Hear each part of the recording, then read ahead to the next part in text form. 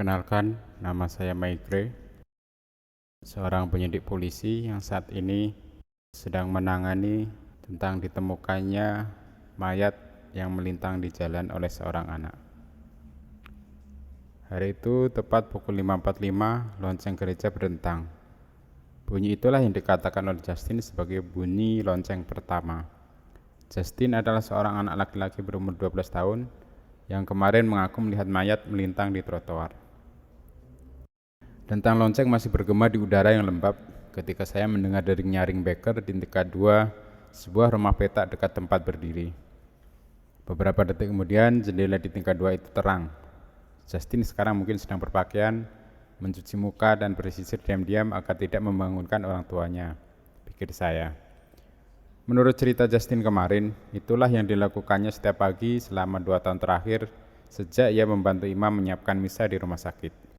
Lonceng rumah sakit selalu berbunyi 3 atau 4 menit lebih lambat daripada lonceng gereja, cerita anak itu kemarin. Keterangannya ternyata benar, sebab tidak lama kemudian terdengar tentang lonceng yang lain.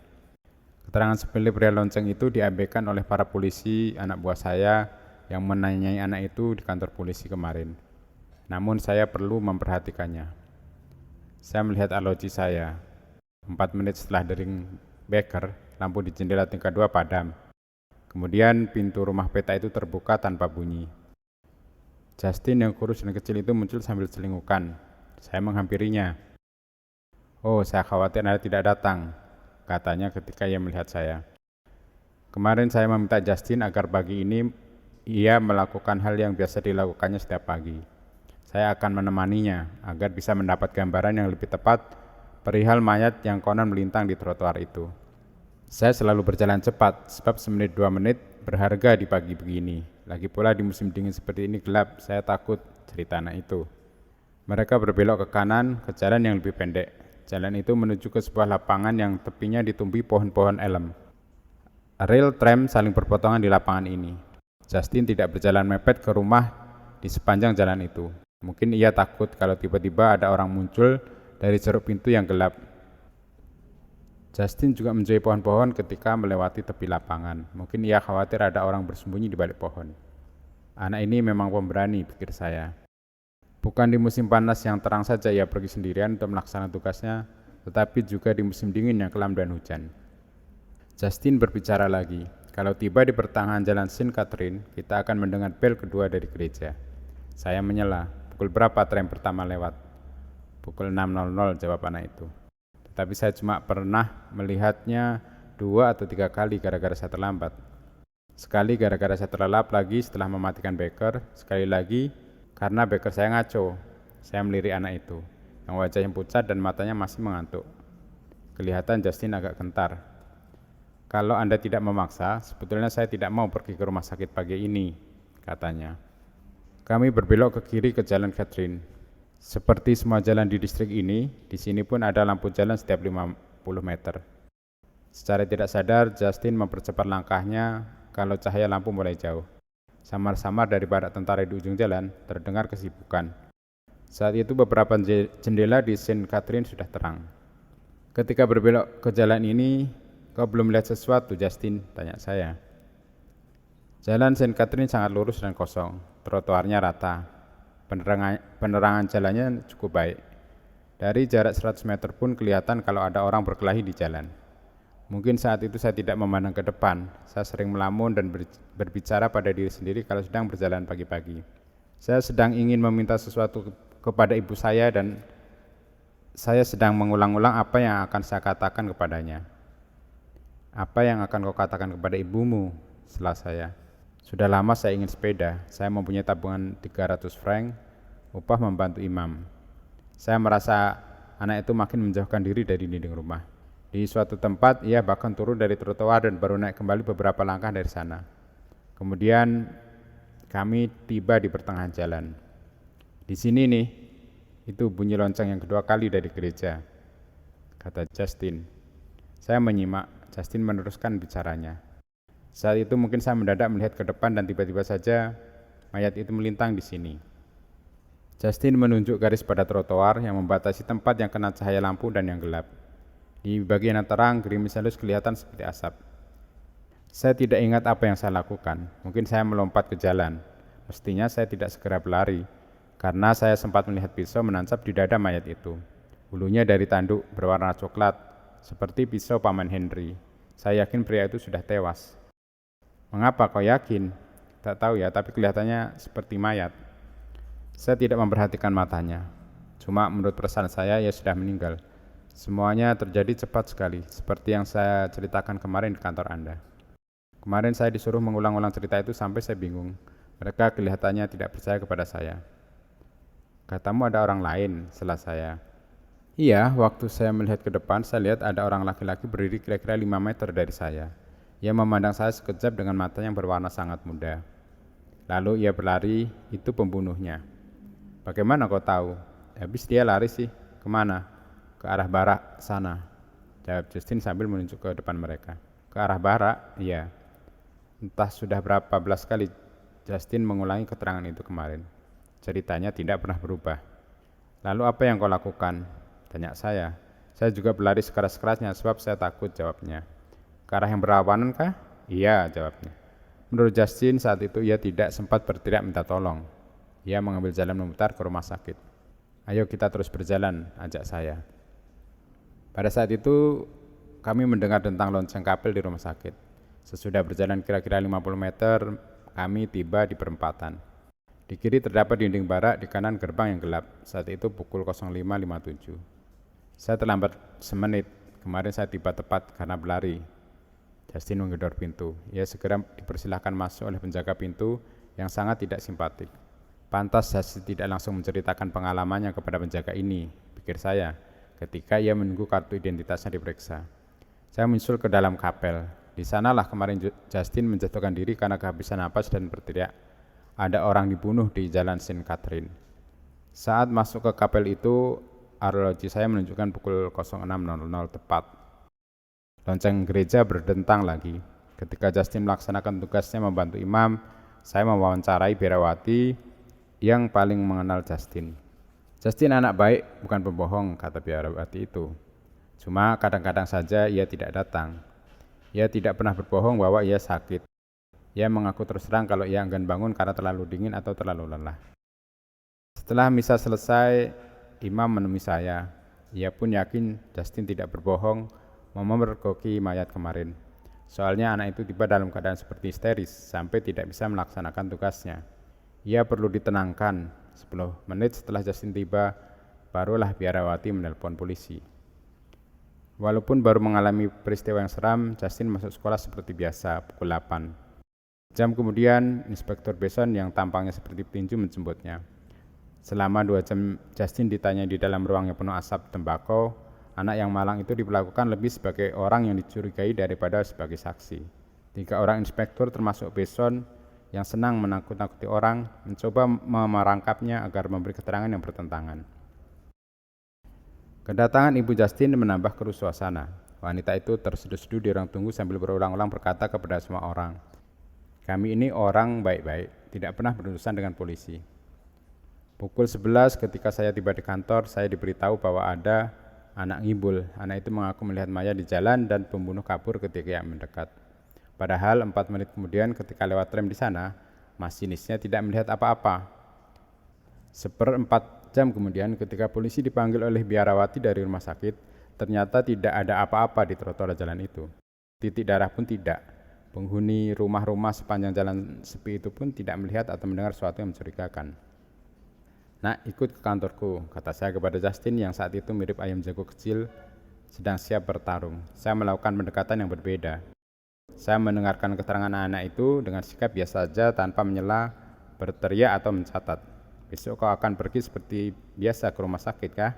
Oh tidak mau, saya takut, jawabnya. Saya memintanya untuk pergi sekali lagi saja. Saya berjanji akan menunggu di depan rumah Justin. Lakukanlah setepat-tepatnya seperti yang biasa kau lakukan tiap pagi, pesan saya. Saya berpikir mestinya Justin benar melihat mayat bujur di trotoar. Peristiwa itu menakutkan Justin sampai ia tidak mau pergi ke rumah sakit lagi. Padahal ia mendapat upah walaupun sedikit dari membantu imam. Dengan uang itu ia berharap bisa membeli sepeda yang sangat diinginkannya, seperti yang tak mampu dibelikan orang tuanya.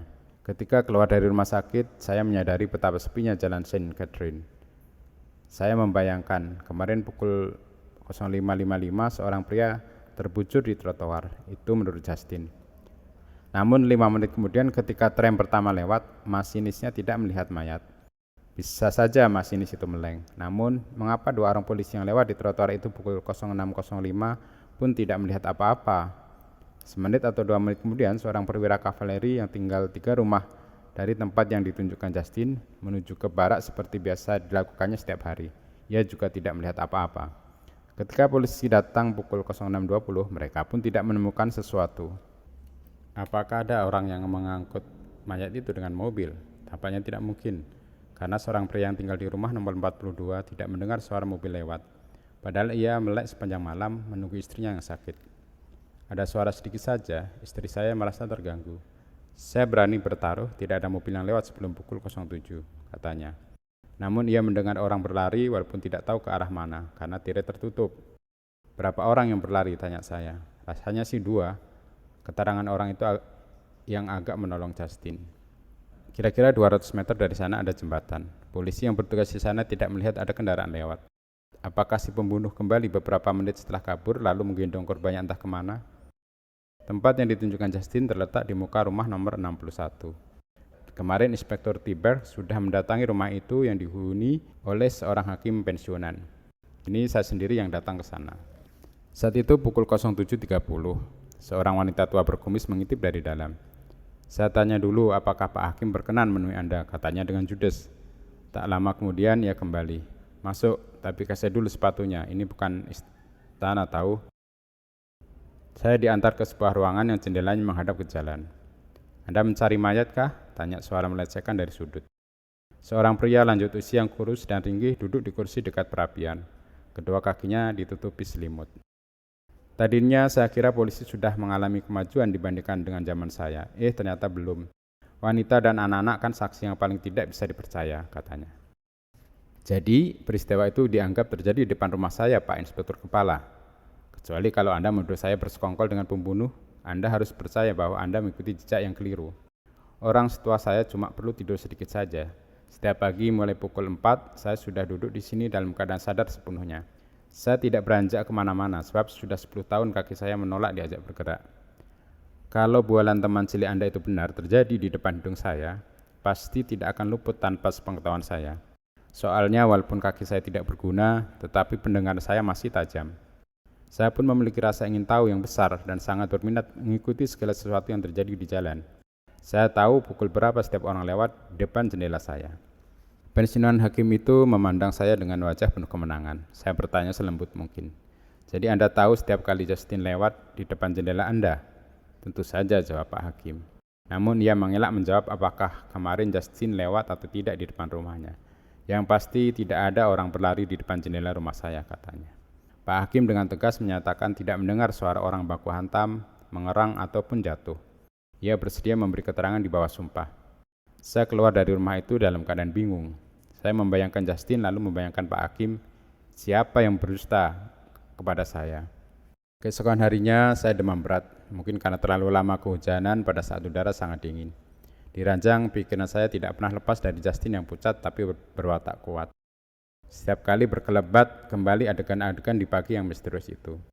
Pak Hakim dengan tegas berkata tidak mendengar sesuatu, tetapi tidak mau memastikan apakah ia melihat Justin lewat atau tidak. Mungkinkah bekas penegak hukum itu berdusta? Pria di rumah nomor 42 yang menunggu istrinya itu menyatakan mendengar orang berlari di jalan. Rasanya Pak Hakim tidak akan mau dituduh memberi keterangan palsu. Tentu ia tidak akan menyangkal kalau di depan rumahnya terjadi perkelahian kalau ada orang berlari ke arah barat, sementara Justin berlari ke arah yang sebelahnya.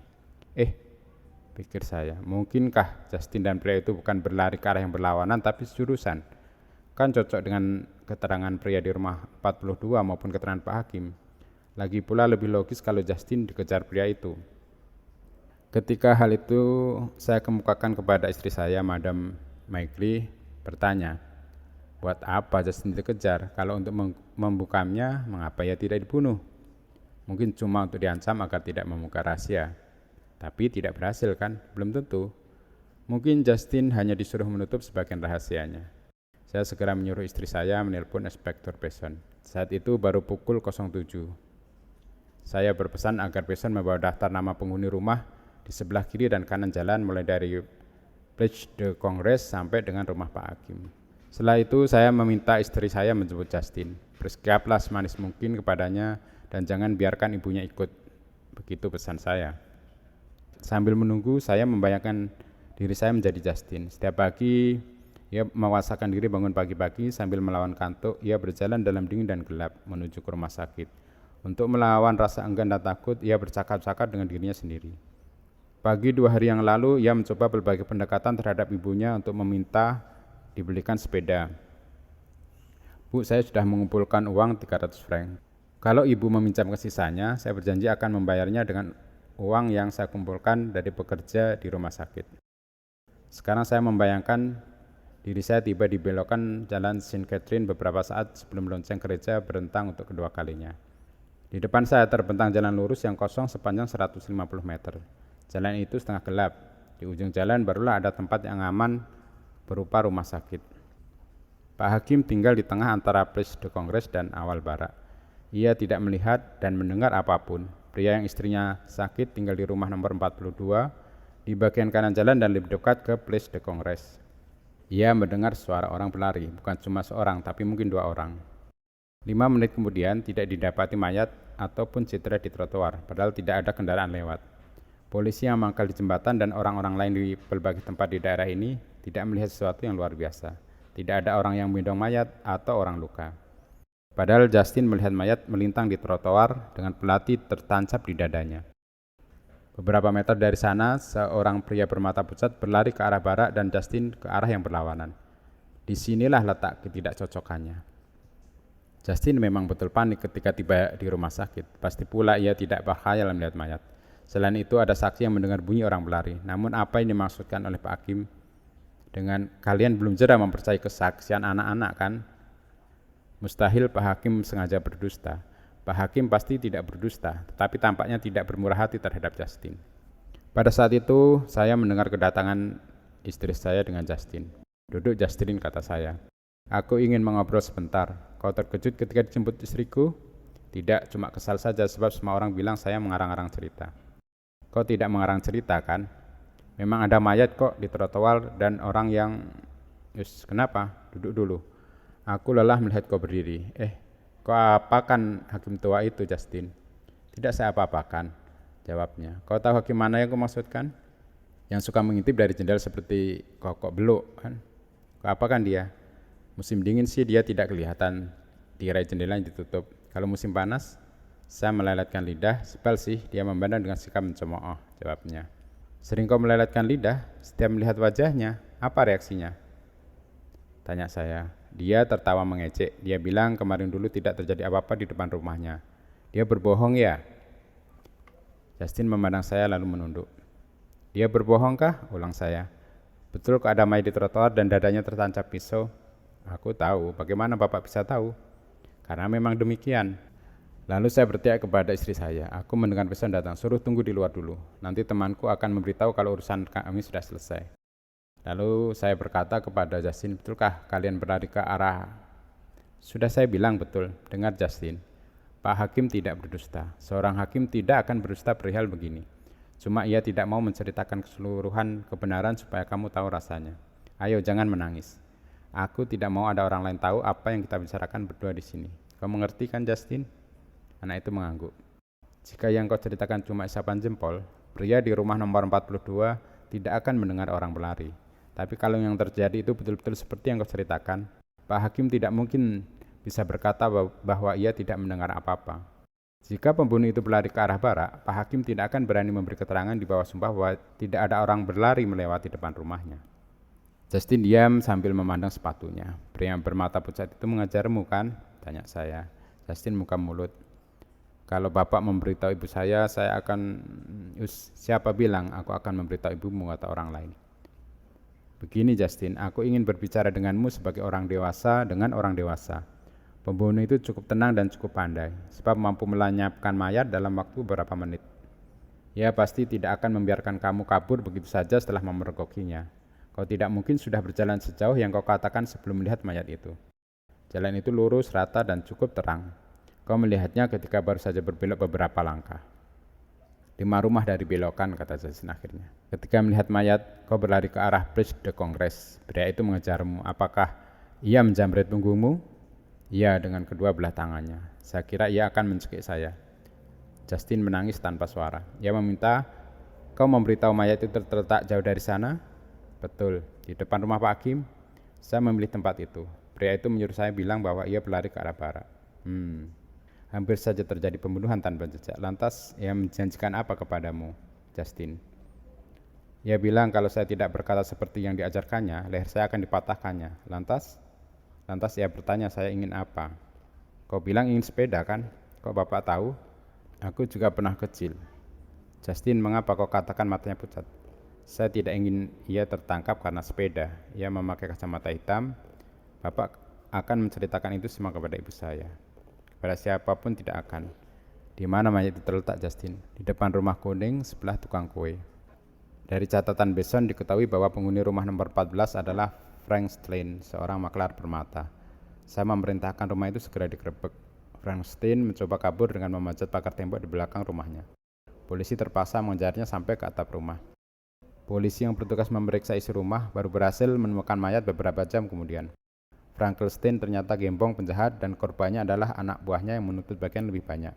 Korban dibereskan di depan rumahnya dan pada saat itu tiba-tiba muncullah Justin.